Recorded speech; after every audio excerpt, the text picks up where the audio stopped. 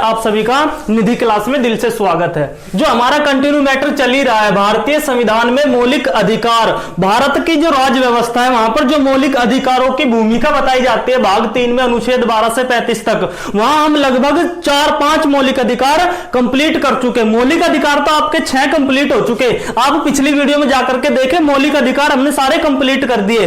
इसमें आपका एक अधिकार बचता है अंतिम का, जो आपका अनुच्छेद 32 होता है, वो संवैधानिक उपचारों का अधिकार, जिसको क्या बताया, जिसको संविधान की आत्मा भी बताया है किसी महान व्यक्ति ने। ठीक, इसके बाद हम अगला स्टार्ट करते हैं। जो मौलिक अधिकारों से संबंधित, समझना मेरी बात, जो मौलिक अधिकारों से संबंधित अन्य अनुच्छेद है, मौलिक अधिकारों से संबंधित जो अन्य आर्टिकल्स हैं, उन आर्टिकल्सों को पढ़ने का काम 33, 34 और आर्टिकल 35, ये मौलिक अधिकार में क्यों रखे? सबसे बड़ी बात, इनमें आपको मौलिक अधिकार नहीं दिए, फिर भी ये मौलिक अधिकार के अंतर्गत आते हैं। क्यों आते हैं? पढ़ने का काम करते हैं। जैसे अनुच्छेद 33 की बात करें, हम आर्टिकल 33 की बात करें, क्या कहा जाता है इसमें यह कहा जाता है कि जो आपकी संसद होगी, जो संसद होगी और भारत की जितनी भी खुफिया एजेंसी होंगी, समझना मेरी बात, एक तो सभी खुफिया एजेंसी होंगी, भाई आपका इंटेलिजेंस ब्यूरो हुआ जैसे आईबी,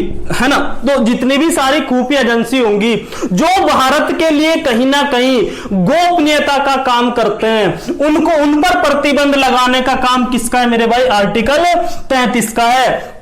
ऐसा थोड़ी ना कि आपने क्या काम किया, आपने कहीं पे गए और आप किसी सेना में भर्ती हो और उस सेना में भर्ती होकर के आप दिलो जान से मेहनत करते हो, भारत के लिए, अपने भारत के लिए मेहनत करते हो, और आपकी जो इंफॉर्मेशन है, आपकी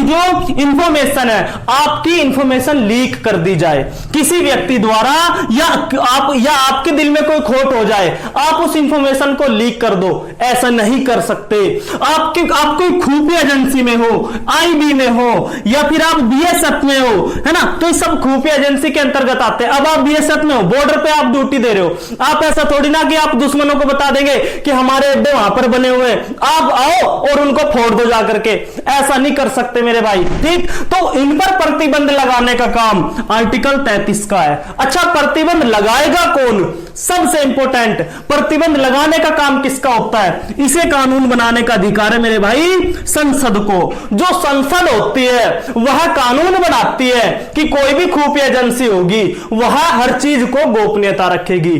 गोपनीयता रखना जरूरी होता है।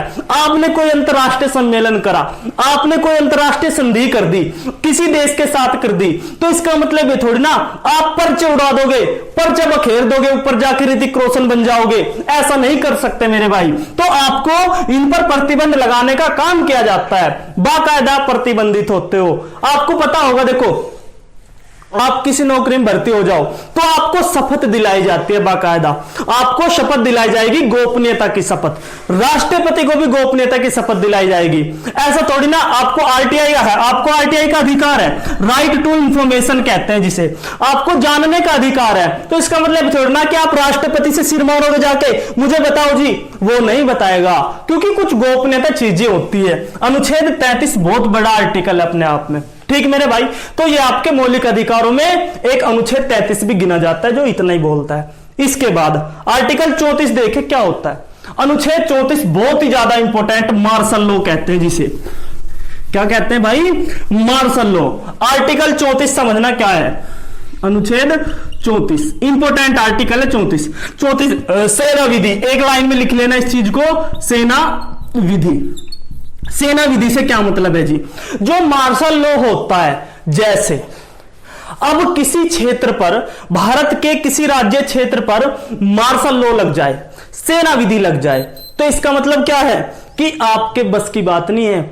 आपको यह कहा गया कि भाई बाहर कर्फ्यू है, बाहर दंगा है, सशस्त्र विद्रोह हो चुका, आंतरिक अशांति भारत में फैल गई, या फिर बाह्य आक्रमण हो गया, आप घर से ना निकले। अब वहां पे आप डट जाओ, चौड़े हो जाओ उन लोगों पर कि नहीं भाई हमें तो घूमने फिरने की स्वतंत्रता है, तो आपके वहां प्रतिबंध कर दिया जाता है उन चीजों को।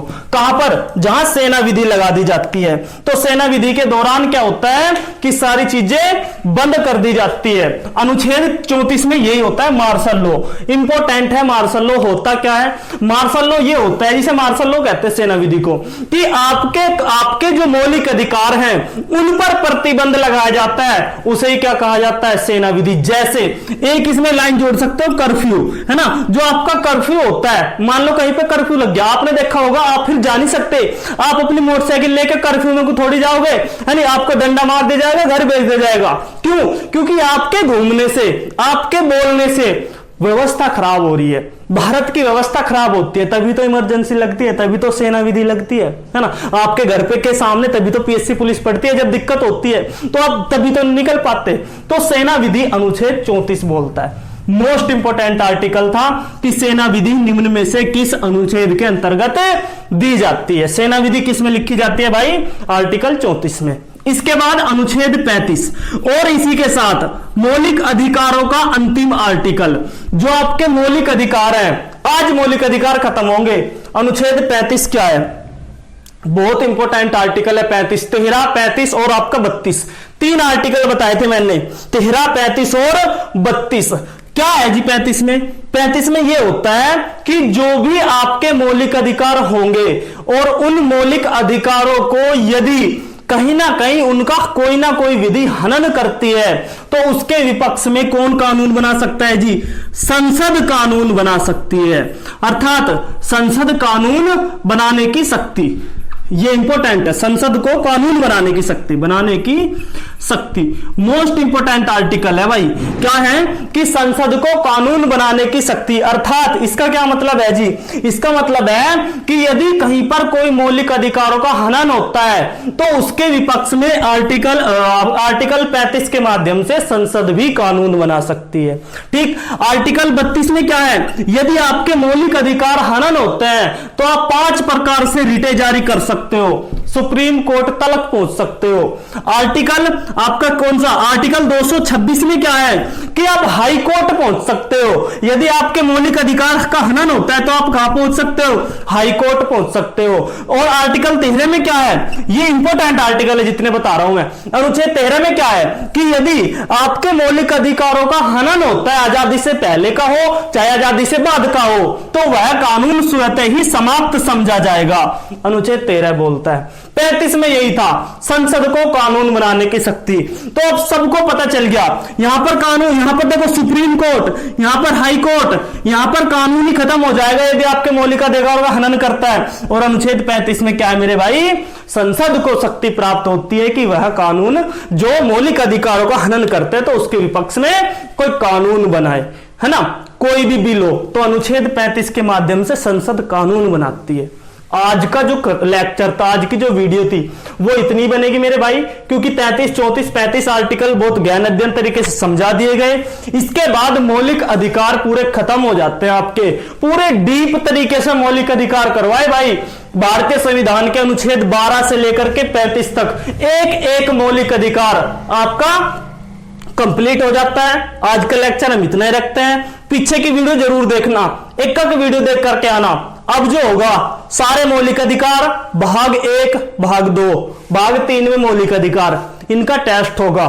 ठीक भाई, 30-40 क्वेश्चन होंगे, आप बड़े ध्यान से और बड़े पक्के होके आना, टेस्ट जरूर होगा। ठीक भाई, आज का लेक्चर इतने रखते हैं, बाकी आप सब पता ही है भाई। आपने वीडियो को लाइक करना, चैनल को नए हो तो सब्सक्राइब करके जरूर जाना, और अब बिल्कुल ताबड़तोड़ तरीके से फैला दो वीडियो को। और कुछ नहीं चाहिए मेरे भाई आपसे, बस थोड़ी सी हेल्प चाहिएगी। आज का इतने रखते हैं, धन्यवाद।